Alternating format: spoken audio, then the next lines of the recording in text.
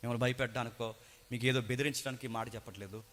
రాకడ సమయం దగ్గర పడుతుంది. చూస్తుంటే పరిస్థితులు అలా కనబడుతున్నాయి ఘోరాతి ఘోరంగా. ఈ పరిస్థితులు చూస్తుంటే మన తరంలోనే రాకడ జరిగిపోయేలా ఉంది. నేను మిమ్మల్ని భయపెట్టడానికి నేను చెప్పలేదు, ఒక మాట అయితే చెప్తున్నాను.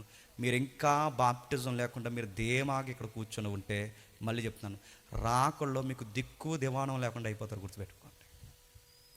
ఆ రోజు వాళ్ళు బతికారంటే గొర్రె పిల్ల మాంసాన్ని తిన్నారు, రక్తాన్ని పూసుకుని నిలబడ్డారు. ఇప్పుడే రాకడ ఇలా జరిగిపోతే మిమ్మల్ని ఏది కాపాడుతుందో చెప్పండి. ఎవడైతే ప్రభు రొట్టెను తింటున్నాడో, ఎవడైతే ద్రాక్షరసం తీసుకుంటాడో వాడే బతుకుతాడు. మరి ఈ బాప్టిజాలు లేని వాళ్ళందరూ ఏమవుతారు? వీళ్ళందరికీ ఆ రోజు బడిద పూజ కార్యక్రమం ఉంటుంది, గుర్తుపెట్టుకోండి. నేను భయపెట్టడానికి చెప్పట్లేదు. ఇంకా మీకు ధీమా పొద్దు ఏంటి?